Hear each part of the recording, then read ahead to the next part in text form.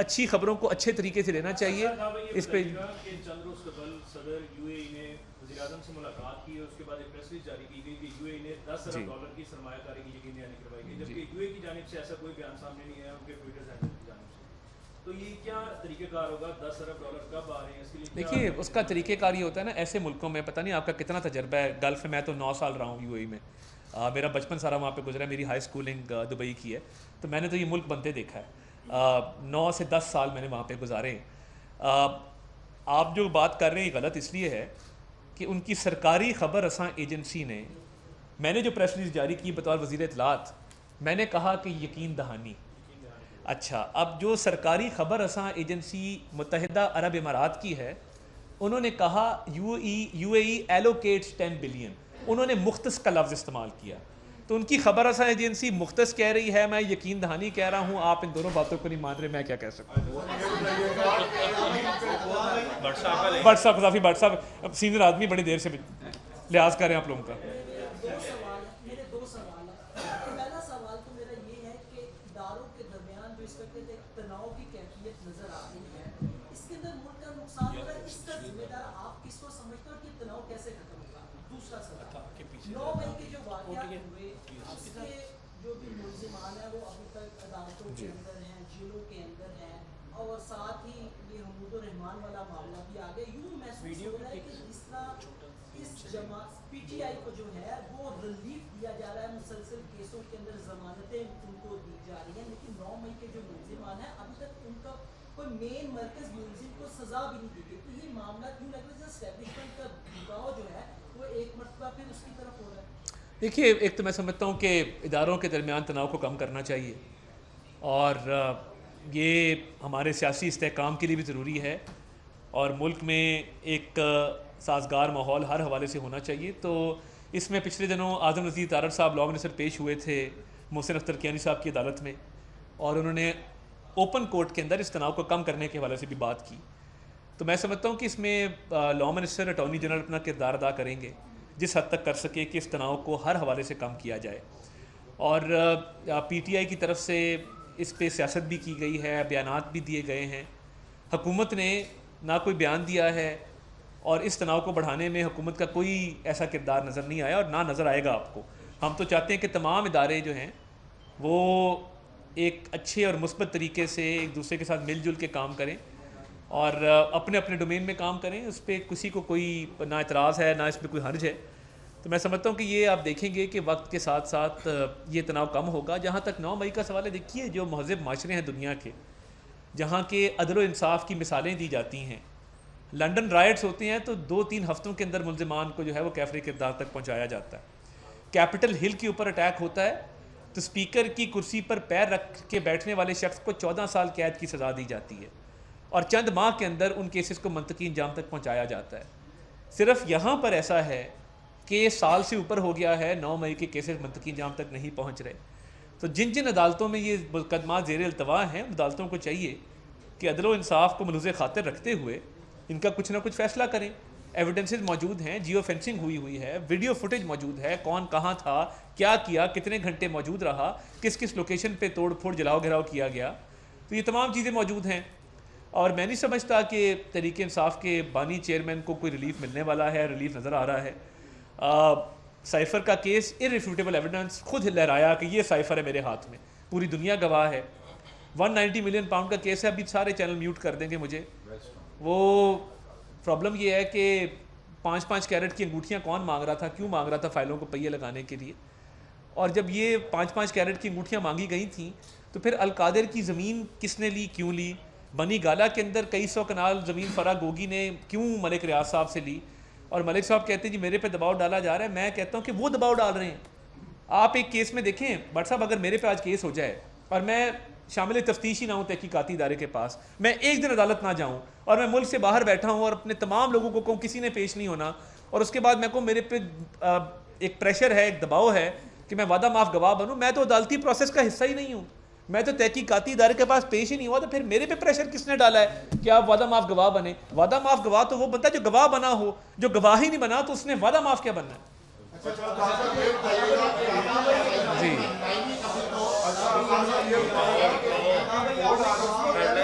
ईदा हुकूमत जो है वो मुल्क के अंदर मौजूद है और वो इक़दामात कर रही है आवाम की भलाई के लिए। पेट्रोल को आप देख लें, एक माह के अंदर पेट्रोल की कीमत में 25 रुपये कमी हुई है, 25 रुपये। और अब आगे किरायों में कमी होगी, ट्रांसपोर्ट के जो किराए हैं उसमें कमी वाक़या होगी, जो खाने पीने की अशिया की अफरात ज़र है वो पहले ही नीचे आ चुकी है। तो ये इसीलिए मुमकिन हुआ है कि मुल्क को डिफ़ॉल्ट से बचाया गया, रुपया मुस्तहकम हुआ। जब मैं एक्सपोर्टर्स की बात कर रहा था कि जब एक्सपोर्टर कोई रेट तय करते थे तो 10 दिन के अंदर रुपए का जो कदर थी डॉलर के मुकाबले में वो और ज़्यादा गिर जाती थी। अब अल्लाह का शुक्र है कि रुपया मुस्तहकम हुआ है, बाहर से रेमिटेंसेस बढ़ी हैं और हमारा जो करंट अकाउंट डेफिसिट है, जो तजारती खसारा है, उसमें कमी वाक़ई हुई है। IT एक्सपोर्ट्स में रिकॉर्ड इजाफा हुआ है। तो ये तमाम इशारे जो हैं ये किस तरफ निशानदेही कर रहे हैं कि मुल्क के अंदर महंगाई भी कम है, मुल्क के अंदर जो फॉरेन एक्सचेंज रिजर्व्स हैं, किसी ज़माने में हमारे पास बहुत कम कवर होता था 15 से 20 दिनों का, अब अल्हम्दुलिल्लाह 2 माह का कवर हमारे पास मौजूद है। तो ये तमाम तर चीज़ें, इससे इन्वेस्टर कॉन्फिडेंस बढ़ेगा, ईज़ ऑफ बिजनेस बढ़ेगा, जो कारोबारी तबका है मुल्क के अंदर मुल्क के बाहर उनकी हौसला अफजाई होगी, जो बाहर दौरे हो रहे हैं उससे जो इन्वेस्टमेंट है उसको ज़्यादा फ़रोग मिलेगा। तो ये मईशत के हवाले से अच्छी खबरें आना शुरू हो गई हैं और ये बड़ी कलील मुद्दत के अंदर आई हैं। और देखिए मुश्किल फ़ैसले करने पड़ते थे, मगर अल्लाह का शुक्र है कि वज़ीर आज़म साहब की तरजीह ये है कि जो कम आमदन वाला तबका है उस पर कम से कम बोझ डाला जाए और अशराफिया पे ज़्यादा से ज़्यादा बोझ डाला जाए, जो इसकी सकत रखते हैं, जो बर्दाश्त कर सकते हैं। तो मैं ये समझता हूँ कि इंशाअल्लाह ताला बजट के हवाले से भी मशावरत जारी है, आज भी उस पर मीटिंग हो रही है। तो ये मुल्क के अंदर एक जो ओवरऑल इन्वायरमेंट है, एक जो माहौल है, ये साजगार है, ना सिर्फ इन्वेस्टमेंट के लिए, बिजनेसमैन के लिए, बल्कि ओवरऑल एक आम आदमी की ज़िंदगी भी बेहतर हुई है। और देखिए महंगाई में इतनी कमी तवक्को के बरक्स वाक़ होना, ये अल्लाह ताला का करम है। और इस पर मियाँ शहबाज शरीफ साहब की जो पॉलिसी है कि उन्होंने पहले दिन आते ही अखराजात कम किए, अभी तक काबीना जो है वो तनख्वाह नहीं ले रही, अखराजात में कमी की, ना सिर्फ अखराजात में कमी की, स्टेट ओन्ड एंटरप्राइजेस की जो प्राइवेटाइजेशन है, निजकारी है, उस तरफ तेज़ी से आगे बढ़ रहे हैं। जो टैक्स का हदफ है, आप देखें कि 15 अरब रुपया ज़्यादा टैक्स इकट्ठा हुआ मई के महीने में। FBR का जो टारगेट था, FBR ने उस टारगेट को एक्सीड किया। लोग कहते थे कि जी ये हो नहीं सकता कि टैक्स रिफॉर्म आ जाए। अब FBR की डिजिटलाइजेशन हो रही है, जदीद बुनियादों पे उसको डिजिटाइज किया जा रहा है और उसमें फ़ॉरेन फंडिंग है जिसके ज़रिए उसको डिजिटाइज किया जा रहा है और उसमें वर्ल्ड बैंक की भी शराकतदारी है, मेलिंडा गेट्स फाउंडेशन है। तो ये टैक्स रिफॉर्म्स पहले दिन से वज़ीर आज़म साहब ये कह रहे थे, जब भी वो खिताब करते हैं, बात करते हैं, तो उन्होंने हमेशा मईशत के हवाले से इस्लाहात की बात की है कि हम इकोनॉमिक रिफॉर्म्स की तरफ जा रहे हैं और उसके समरात मिलना शुरू हो गए हैं। तो कौम से ये भी अपील करते हैं कि दुआ करें कि चीन का दौरा जो है वो कामयाब तरीन दौरा रहे और कौम के लिए वहाँ से बड़ी खुशखबरी लेके आएँ और जो MOUs वहाँ पे साइन हों वो अपने मंतकी अंजाम तक पहुँचें। और हम इस पे वज़ीर आज़म साहब ने उस दिन भी सुबह 7 बजे मीटिंग की, जिस तरह यहाँ पे डेंगी के दौर में मीटिंग्स होती थी सुबह 6 बजे उठ के, तो वफाकी हुकूमत को भी थोड़ा झंझोड़ा, थोड़ा जगाया है। 7 बजे मीटिंग की है और तमाम सेक्टर्स की खुद ब्रीफिंग ली है कि तैयारी भरपूर होनी चाहिए कि जब हम किसी मुल्क जाएं तो उनको पता लगे कि पाकिस्तानी पूरी तैयारी के साथ आते हैं, इसी में हमारी इज़्ज़त है। तो ये जो दौरा है 4 रोज़ा दौरा, इसमें मैं समझता हूँ कि बड़ी तवक्कुआत भी हैं और जिस तरह मैंने बताया कि बहुत बड़ा बिजनेस डेलीगेशन भी PM के हमरा जा रहा है, तो उससे भी एक पॉजिटिव इंडिकेटर्स आएंगे। आप स्टॉक मार्केट को देख लें, हर रोज़ नया रिकॉर्ड बन रहा है। स्टॉक मार्केट में जो पॉइंट्स का इजाफा है गैर मामूली इजाफा है। और देखिए ये तमाम तर चीज़ें आपस में मुताबिकत रखती हैं। पेट्रोल की कीमत में कमी हो, महंगाई जो कम हुई है, एक रिकॉर्ड कमी उसमें वाक़ हुई है, वो 11% पे आ गई इस महीने। फूड इन्फ्लेशन में कमी वाक़ हुई है, 38% से महंगाई 11% पे आना हो 74 साल में। बहुत कम आपको ऐसे इंस्टेंसेस मिलेंगे कि जहाँ पे इतनी जल्दी महंगाई जो है वो कम हुई हो, यानी पिछले साल 38% थी, इसी महीने में अब 11% पे आ गई है। तो ये स्टॉक एक्सचेंज हो, तजारती खसारे में कमी हो, आईटी एक्सपोर्ट्स में इजाफा हो, रुपए की कदर का मुस्तहकम रहना हो, ये तमाम तर चीज़ें इसलिए हैं कि एक संजीदा हुकूमत है जो अवाम की ज़िंदगी में बेहतरी लाना चाहती है, जो तमाम ममालिक के साथ अच्छे दोस्ताना ताल्लुकात चाहती है, जो सरमायाकारी को फ़रोग़ देना चाहती है, जो पाकिस्तान में बिज़नेस सेक्टर को बढ़ाना चाहती है। तो ये तमाम तर फैक्ट्स थे जो मैं आपके सामने रखना चाहता था। और मैंने आज सियासी बात नहीं की क्योंकि मैं ये समझता हूँ कि इतनी बड़ी खुशखबरी है महंगाई वाली,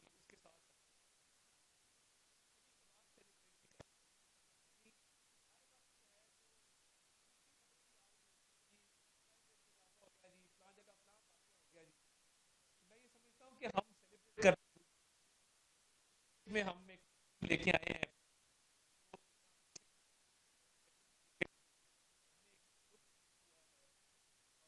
तो लोगों को हम लेके आए हैं, सेलिब्रेट करेंगे। वर्ल्ड कप शुरू हो रहा है और कौम को खुशखबरियां भी सुनाएंगे मईशत के हवाले से भी, बैरूनी दौरों के हवाले से भी। तो हंसना भी चाहिए, मुस्कुराना भी चाहिए, और इस तरह की जो खुशियां आती हैं इनको सेलिब्रेट भी करना चाहिए, करके करने चाहिए।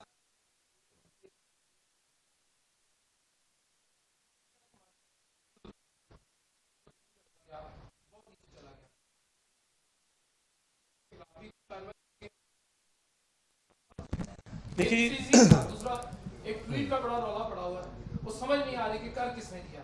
उसके ऊपर चूंकि आप वज़ीर इत्तलात हैं तो क्या उसके ऊपर कोई प्रोब होगा और वो पता चलेगा कि असल बंदा कौन है उसके पीछे? बहुत शुक्रिया भट्टी साहब। देखिए मैं ये समझता हूँ कि सीपैक के हवाले से ये उसका एक अगला फेज़ समझिए इसको, कि वज़ीर आज़म का बहुत फोकस रहा है चीन के साथ ताल्लुकात है। वो वज़ीर आला पंजाब भी थे, तो हमेशा चीन के साथ एक बड़े अच्छे ताल्लुकात रहे हैं। और मियाँ नवाज़ शरीफ जो हैं उन्होंने 2014 के अंदर जो मुआहदे साइन किए थे और $64 अरब की इन्वेस्टमेंट पाकिस्तान में आई थी, मैं समझता हूँ कि सीपैक जितनी तेज़ी से मियाँ नवाज़ शरीफ के दौर में चला, किसी और दौर में नहीं चला। और उसमें वो लाहौर की ऑरेंज ट्रेन हो, वो तवानाई के मंसूबे हों, बिजली के मंसूबे हों, वो इंडस्ट्रियल जोन्स हों, वो गवादर का पोर्ट हो, ये तमाम चीज़ें जो है मियाँ नवाज़ शरीफ के दौर में हुई और शहबाज शरीफ साहब उसमें उन्होंने भरपूर अपना किरदार अदा किया। तो सीपैक को गेम चेंजर कहा जाता है पाकिस्तान के लिए। तो मैं समझता हूँ कि सीपैक के तहत जो मंसूबे थे वो बिजली की तेज़ी के साथ आगे बढ़ेंगे और इस दौरे से सीपैक का एक नए फेज़ का आगाज़ होगा, एक नई जिद्दत आएगी, एक नई आप देखेंगे कि इसमें तवानाई आएगी। और जिन्होंने रोका वो ट्वीटें कर रहे हैं और कह रहे हैं कि हमने ट्वीट नहीं किया था। तो यही होता है कि जब आप सीपैक को रोकते हैं और मुल्क में सरमायाकारी का रास्ता रोकते हैं तो फिर आप कहते हैं नहीं ट्वीट मेरी थी या नहीं थी मैं नहीं जानता। तो मैं ये समझता हूँ कि उस सियासी जमात का हमेशा ये वतीरा रहा है कि वो तजादात का मजमुआ है। कॉलो फेल के तजाद की अगर आपने एक प्रैक्टिकल मैनिफेस्टेशन देखनी हो तो इससे बड़ी आपको नहीं मिलेगी, कि जहाँ पे हर की हुई बात पे मुकर जाने को एक फ़खरिया पेशकश के तौर पे रखा जाता है। तो ट्वीट की नहीं की, आधी पार्टी कहती है हमने की, आधी पार्टी कहती है हमने नहीं की। तो मसला इनका अंदरूनी है और मैं इनको ये मशवरा दूंगा कि आपस में बैठ के इस मसले को हल कर लें। Don't wash your dirty linen in public. अब बेचारे शेर अफजल मरवत बहुत पॉपुलर हो गया था और आप यकीन माने देखिए उसकी पॉपुलैरिटी है, मैं इस बात को तस्लीम करता हूँ, लोग उसको सुनते हैं, उसकी एक पॉपुलैरिटी थी। अब वो खाइफ है उसकी पॉपुलैरिटी से, उसको साइडलाइन कर दिया। पार्टी के अंदर लड़ाई डली हुई है कि किस ग्रुप ने आगे आना है। अलीमा खान ग्रुप आगे आएगा, बुशरा बीबी ग्रुप आगे आएगा, वो भी एक प्रॉब्लम है। अब एक ग्रुप कहता है कि जी हम तो ये 1971 वाले बयानिए को ओन करते हैं, एक ग्रुप कहता है नहीं हमारा इससे कोई ताल्लुक नहीं है। तो ये चाहिए इनको कि ये अपना छोटा सा एक बना लें सिस्टम जहाँ पे ये आपस में ही तय कर लिया करें कि पार्टी ने क्या करना है क्या नहीं करना। मईशत टेक ऑफ कर रही है, ये इसमें हिस्सा डालना चाहते हैं, मोस्ट वेलकम इनकी पार्लिमानी पार्टी आए उसमें हिस्सा डाले, वरना नहीं डालना चाहते तो ये मुल्क इंशाअल्लाह ताला आगे निकलेगा। की चूंकि बात हो रही है जी, ये भी फरमा दीजिए, ये भी दादोशुमार आए थे कि मुल्क में जो बैरूनी सरमायाकारी है वो मुल्क में 50 साल की सतह पे नीचे आ गई थी, कि सबसे कम तरीन सतह पे आ गई थी। जरा इसके ऊपर एक कमेंट। मैं समझता हूँ कि दूसरा भी ले लीजिए। अभी चूंकि आपने एक ट्वीट का भी जिक्र किया, ये फरमा दीजिए कि हुकूमत सरकारी सतह के ऊपर उस रिपोर्ट को पब्लिश क्यों नहीं कर देती? किस रिपोर्ट को? उसी हुकूमत कमीशन रिपोर्ट को, जिसके हवाले से वो ट्वीट है कि 50 साल से ज़्यादा अरसा हो गया, आज तक वो रिपोर्ट सामने नहीं आई। इसकी वजह से आवाम के अंदर बड़ी शहमगोइयाँ हो रही हैं। कि असल रिपोर्ट है क्या। अगर वो रिपोर्ट सरकारी सतह के ऊपर अगर वो पब्लिश कर दी जाए तो मेरा ख्याल है बहुत सारी कन्फ्यूजन। आप दे दी दरख्वास्त, अगर आपने लेनी है आप कोर्ट में दरख्वास्त दे दें। हम तो देखें इस वक्त मईशत पे टोटल फोकस है और हम चाहते हैं कि ये मुल्क टेक ऑफ करे और ये मुल्क एशियन टाइगर बने और ये अपना खोया हुआ मकाम हासिल करे। और जो 1971 के हवाले से बयानिया बनाया जा रहा है तो अपने आप को शेख मुजीब कह रहे हैं, ये भी बता दें मुफ्ती बाइनी कौन है, ये भी बता दें कि इसमें इंडिया का किरदार कौन अदा कर रहा है। देखिए तारीख़ को मसख नहीं आप कर सकते। आप इस मुल्क में पाकिस्तान खपे का भी नारा लगा है। इस मुल्क में मियाँ नवाज शरीफ ने बीवी को बिस्तरे मर्ग पे छोड़ के आए, जेल गए, कभी मुल्क तोड़ने की बात नहीं की। ये पहली दफ़ा सुना है कि जी खान नहीं तो पाकिस्तान नहीं। ठीक है जी, अगर खान नहीं तो पाकिस्तान नहीं तो चले जाएँ कहीं और। आपको अगर पाकिस्तान काबिल कबूल नहीं है तो बड़े मौके हैं, इमिग्रेशन बड़े मुल्कों की मिलती है, 100 बिस्मिल्लाह, आपको किसने रोका है। बट ये कह देना, देखें मैं एक सियासतदान हूँ, let me make it very clear, ना कोई सियासी पार्टी, ना कोई सियासी लीडर, ना कोई सियासी जमात, कोई पाकिस्तान से बड़ा नहीं। Let me make it very clear, Pakistan सबसे पहले है। आप कहेंगे खान नहीं तो पाकिस्तान नहीं, तो आपकी बात कोई नहीं मानेगा। आप 1971 को प्ले अप करेंगे, आधी जमात गुड कॉप खेलेगी, आधी बैड कॉप खेलेगी। सबको नज़र आ रहा है आप क्या कर रहे हैं और आपकी क्या साजिश है इस मुल्क में, क्या जहन साजी कर रहे हैं, क्यों आपने 9 मई के हमले कराए थे। ये सारी बातें लोगों के सामने बिल्कुल रोज़े रोशन की तरह यहाँ हैं। तो इसमें मैं समझता हूँ कोई ऐसी वो नहीं है। देखिए जो एक कंपैरिजन ड्रॉ किया गया इन्वेस्टमेंट के हवाले से, उसकी बेसलाइन ठीक नहीं थी। मैं ये समझता हूँ कि उस कंपैरिजन को ड्रॉ करना चाहिए था, कोई वेरिएबल रखते उसका। तो मैं तो जो इजाफा देख रहा हूँ, तजारती खसारा कम हो रहा है और वो कह रहे हैं कि जी इन्वेस्टमेंट भी कम हो रही है साथ, ये मुमकिन नहीं है। इन फिगर्स को वेरीफाई करना चाहिए और इसकी बेसलाइन और उसके वेरिएबल्स को भी देखना चाहिए कि वो किस चीज़ से इसको कंपेयर कर रहे हैं। एक एक करके कर महंगाई के हवाले से कहा जा रहा है कि कंट्रोल की जा रही है, महंगाई कंट्रोल की जा रही है।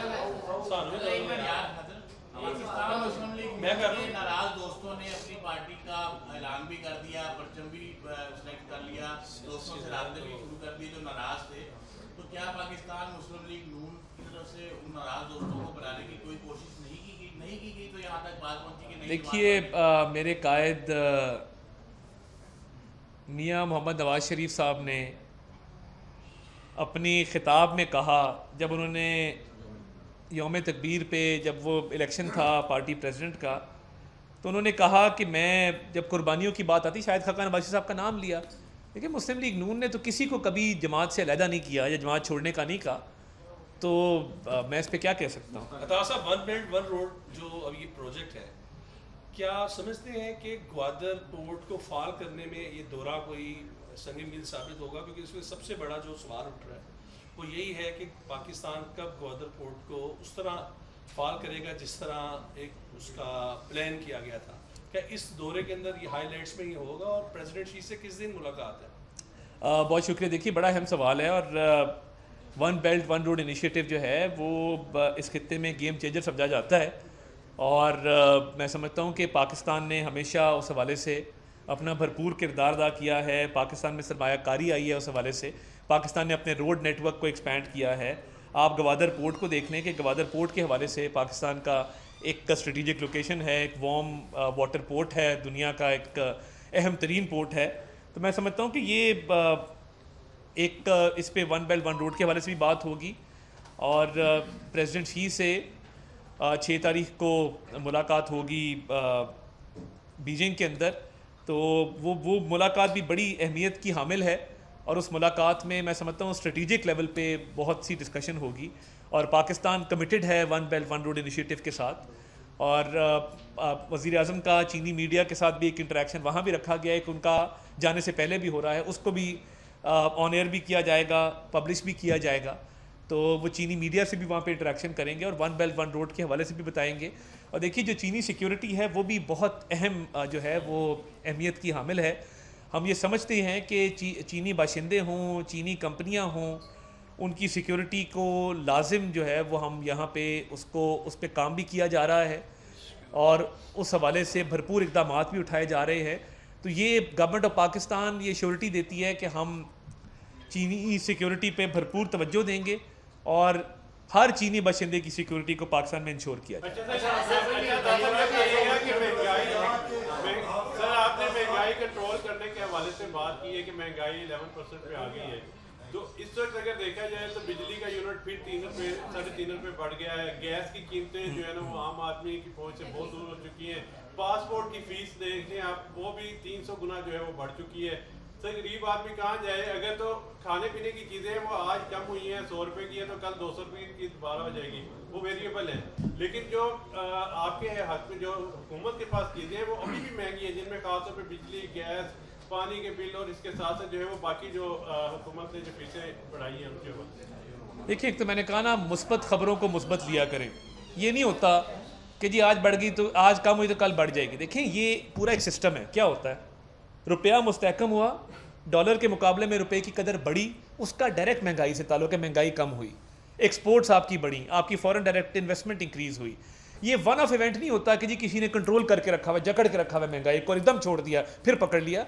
ये सारी चीज़ें एक साथ चलती हैं कि जब रुपए की कदर मुस्तहकम होती है, जब स्टॉक एक्सचेंज के पॉइंट्स ऊपर जाते हैं, जब आपके मुल्क में इस्तेहकाम आता है मौशी तौर पे, जब आपका तजारती खसारा कम होता है, जब आपकी फॉरेन डायरेक्ट इन्वेस्टमेंट मुल्क में बढ़ती है, ये तमाम चीज़ें जब होती हैं तो उसका महंगाई पे डायरेक्ट इम्पैक्ट है, महंगाई कम हो जाती है। अब कल ही आपने देखा कि वज़ीर तवानाई ने एक बयान जारी किया और उन्होंने कहा कि जून की सहमाई एडजस्टमेंट जो की गई है 4.65 रुपये की, जुलाई और अगस्त के बिलों में वो कम हुई है 93 पैसे से, जो कि अब हो जाएगी 3.72 पैसे। तो देखें, जो सहमाही एडजस्टमेंट भी की जा रही है उसमें भी आवाम को रिलीफ दिया जा रहा है।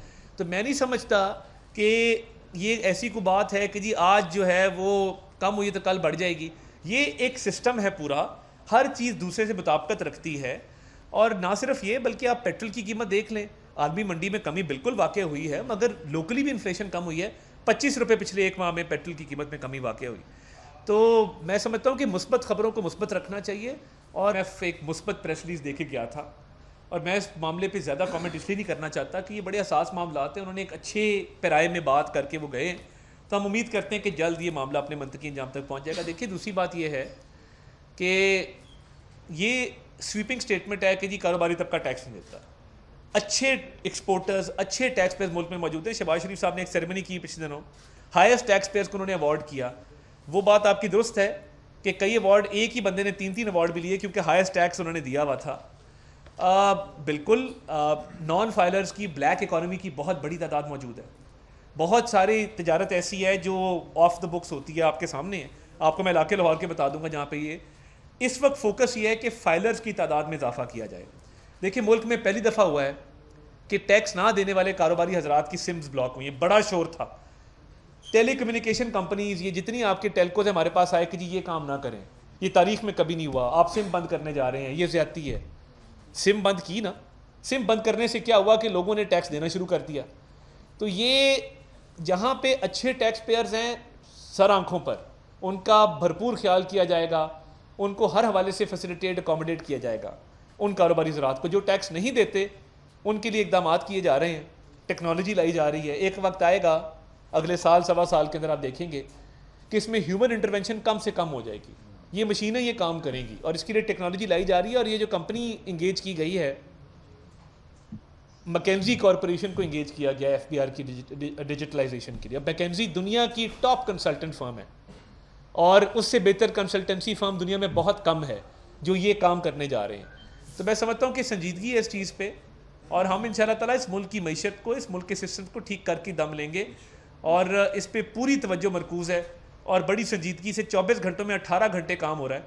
तो इतना काम मैंने पहले होते नहीं देखा। लास्ट क्वेश्चन जी।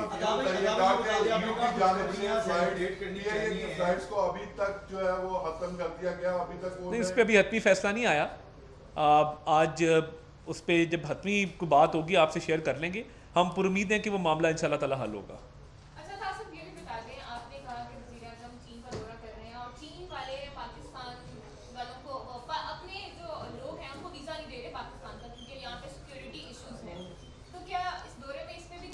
देखिए, सिक्योरिटी पे मैंने बात की।